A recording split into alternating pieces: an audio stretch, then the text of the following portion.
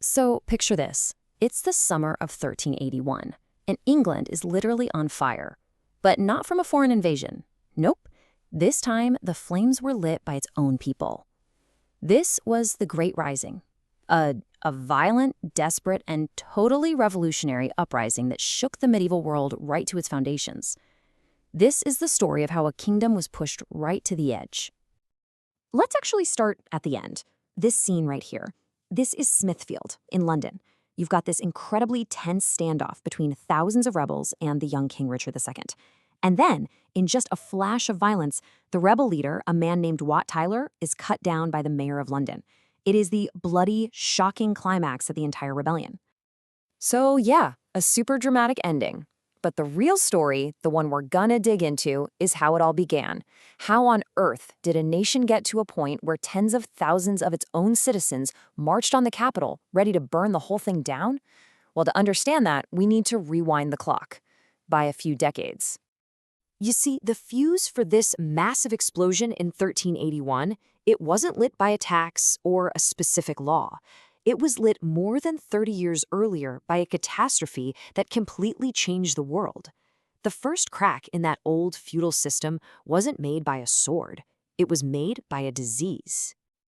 In 1348, the Black Death hits England. And I mean, this wasn't just some outbreak.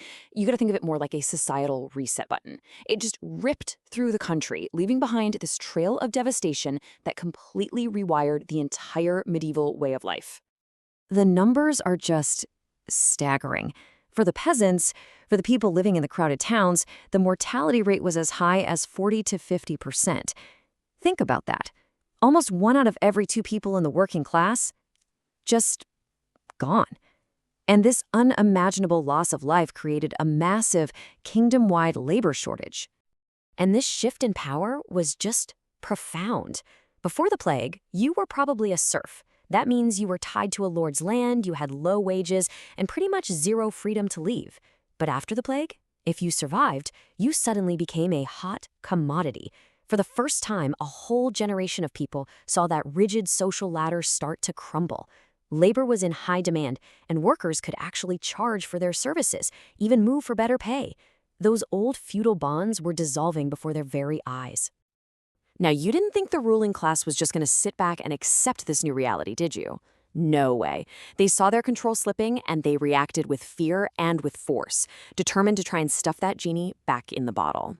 When you look at the documents from the time, you can just feel the panic from the landholders. They felt their entire world slipping away, losing their grip on a workforce that, frankly, didn't need them in the same way anymore. So their answer wasn't to adapt, it was to repress. So what'd they do? First, they tried to cap wages, forcing them back down to what they were before the plague. Then they legally bind workers to their villages. But the final straw, the spark that really lit the fire, was the poll tax of 1380. This was a flat tax on every single person over the age of 15. It didn't matter if you were a rich lord or a poor farmer, you paid the same. For people already struggling, this was just an absolute outrage. And that was it. That was the spark. In the summer of 1381, decades of simmering resentment over the plague, over the wage laws, over these unfair taxes, it all finally boiled over. The pressure cooker just exploded into a full-blown rebellion. And this was their slogan, their rallying cry, preached by radical priests like a guy named John Ball. It's such a powerful and simple question, and it cuts right to the heart of the whole feudal system. It's asking, hey, back in the beginning, in the Garden of Eden, when we were all just humans, where were the nobles? It was a call for a world without lords and masters. So, under leaders like the charismatic Wat Tyler, these furious crowds from the southeast of England rose up. And they weren't just a mob, this was a movement. They started marching on London, torching mansions, destroying the legal records that tied them to the land, basically targeting every symbol of their oppression. So when they finally met with the king, who, remember, is only 14 years old, at a place called Mile End, their demands were just revolutionary. They didn't just want the poll tax gone. They wanted the total end of serfdom. They wanted standardized rents, an end to the power of local lords.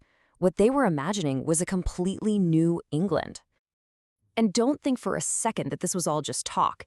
In a move of just stunning audacity, the rebels stormed the supposedly impregnable Tower of London. They hunted down the Archbishop of Canterbury, the most powerful churchman in England, and the king's treasurer, dragged them outside, and publicly executed them. This was a direct, bloody strike at the very heart of both the church and the state. But here's what's so interesting. The revolt wasn't just fought with pitchforks and torches. It was also a battle of ideas, a fight that was waged with words and documents, and it sent a shockwave that rippled all the way up to England's literary elite. And this brings us to this really cool concept called insurgent literacy. You see, the rebels understood something fundamental. Power wasn't just held in castles. It was held in the legal documents that bound them to the land. That's why they systematically burned court records. And it's why one of their key demands was for new charters of freedom, official documents proving they were free. They knew writing could either enslave them or set them free. This uprising of the common folk sent a massive tremor through the educated elite of England. I mean, the great writers of the day, people like Chaucer's contemporaries, whose work we still study, they couldn't ignore it. They were forced to respond to the chaos and the radical ideas that this revolt had just unleashed. On one side, you had poets like John Gower, and he was absolutely horrified. Writing in Latin, the language of the elite, he basically portrayed the rebels as this monstrous horde, an apocalyptic force connected to the Antichrist, threatening to tear down God's perfect social order. But then, the response from another writer, William Langland, was way more complicated. See, his famous poem, Piers Plowman, had accidentally become a symbol for the rebels. They were even using his character's name in their secret messages. So after the revolt, Langland actually goes back and revises his own work. He's still exploring themes of social justice, but he's also trying really hard to distance himself from the rebellion, to correct what he saw as a radical misreading of his poem. Okay, so after the violence in London, the death of Wat Tyler, the shock to the literary world, what happened? What was the ultimate legacy of this incredible, fiery uprising? Well, in the short term, it was a brutal failure. The young king went back on every single one of his promises. All those pardons and charters of freedom he'd granted, all revoked. Royal forces then hunted down the ringleaders, and about 150 of them were executed as traitors. The crown's reaction was swift, and it was merciless. King Richard's message to the common people was a blunt reassertion of the old order. In his own words, "Villains ye are, and villains ye shall remain," which basically means serfs you are and serfs you will stay, case closed. Or was it? Because, yeah, the story didn't end there, not by a long shot. The ruling class had been terrified, and they were terrified into making concessions. That hated poll tax never tried again. Those restrictive labor laws, they were quietly allowed to fade away. And the decline of serfdom, which started with the plague, actually sped up. But maybe most importantly, the revolt burned itself into the memory of the elite. It became a defining moment of popular protest in English history. In the end, the revolt was put down with brutal efficiency. The bodies were buried, the leaders' heads were put on spikes. But the ideas of equality, of freedom, of the right to a fair wage, you can't kill an idea that easily. And it leaves us with this question that just echoes down through history. When the pressure of injustice builds to a breaking point, can't things ever truly go back to the way they were before?